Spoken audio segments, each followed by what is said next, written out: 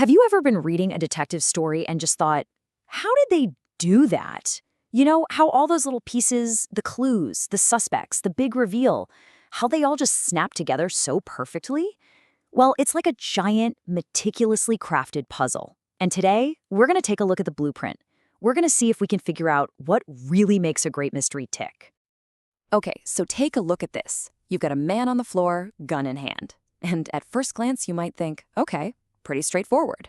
But come on, in the world of detective stories, is anything ever simple? No way. The real question, the one we have to ask, is what story is this room actually trying to tell us? All right, so to figure this all out, we're basically going to open our own case file. We'll hit the scene of the crime, meet our detective, dig for a motive, check out the evidence, and then wrap it all up with a classic case to see how it works. Right, so first things first. Every single investigation has to start here, with the crime itself. This isn't just a room with a body. No, this is the foundation. It's the canvas where the entire story is about to be painted. So when we zoom in on that first scene, the plot really starts to thicken, right? You see two glasses on the table. So he probably wasn't alone. Then you've got the other stuff. Footprints, the gun, blood spatter, the standard pieces of the puzzle. But the real mystery, the fun part, is figuring out how they all fit together. Or, even more exciting, why they don't.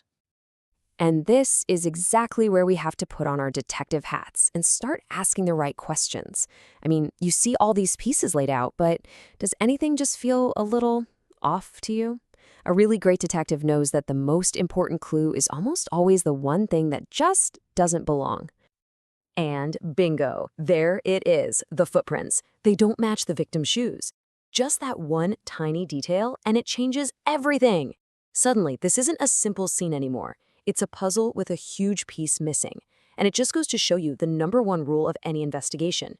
You have to observe absolutely everything. Okay, so a puzzle's no good if there's no one around to solve it, right? So who's going to step onto this messy scene and start making sense of it all? Well, that brings us to our next key ingredient. And detectives, they come in all shapes and sizes, don't they? You've got your classic private eye. You know the type. Kind of shadowy, mysterious, definitely works outside the system. And then, on the other hand, you have the official cop, by the book, part of the institution. Totally different methods, but they're both after the exact same thing, the truth. But look, finding out who did it, that's really only half the battle. To truly solve a crime, our detective has to get to the bottom of the most human part of the whole puzzle. Why? It's so simple, but at the same time, so incredibly complex. A motive is the driving force behind the crime. It's the engine of the entire story. It's what turns a random, violent act into a gripping tale of passion, or greed, or maybe even revenge. And this idea is so central to the whole genre that a lot of the time it's right there on the cover, motive to murder. That's not just some catchy tagline. It's a promise. It's telling you, the reader, that you're about to dive deep and untangle the very reasons that would drive a person to kill. All right, now let's get into the nitty-gritty, the nuts and bolts. We're talking about the physical stuff, the lies, the final deadly actions. These are the tools of the trade, and they're used by both the killer and the detective.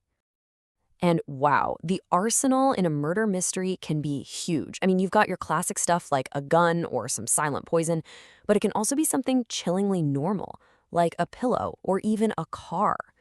Every single weapon tells its own story, right? It gives you a little hint about the killer's personality and what kind of crime this really was. Sometimes the act is up close, personal, and violent. Other times, it's quiet, carefully planned, and full of deception. And sometimes it's just loud, messy, and final. But no matter what, each choice, every single action, leaves a unique trail for our detective to follow. Okay, so we've got our core elements down. We have the crime scene, we have our detective, and we have the hunt for a motive. Now, let's see how all of this comes together. We're going to look at a classic case from the golden age of detective fiction. So we're dropping you right into the middle of an investigation from a story called Ask a Policeman. Picture this. The Home Secretary himself is demanding answers about the death of a millionaire journalist, a guy named Lord Comstock. So yeah, the pressure is definitely on.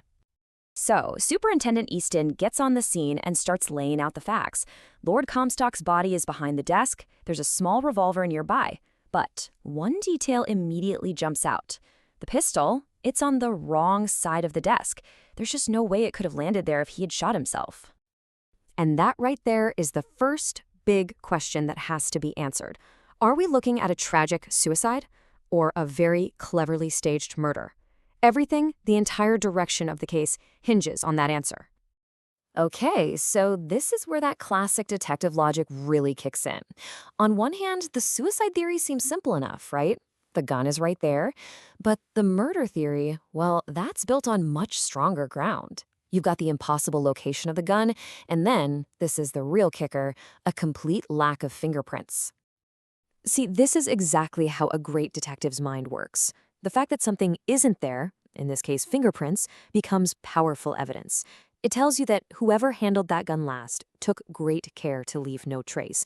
I mean, think about it. Lord Comstock isn't going to be wearing gloves sitting in his own study, right? So all of a sudden, the case for murder is looking a lot stronger. But hold on, we still don't have our killer. We've just peeled back that first layer of the onion, the first layer of deception. The investigation is really just getting started. We can see the puzzle clearly now, but the solution? That's still hiding somewhere in the shadows. So when you strip it all away, forget the body, the clues, the suspects for a second, what's the one ingredient that no mystery can ever do without? What's at the absolute heart of every great detective story? You know what? It's not the answer. It's a really, really good question.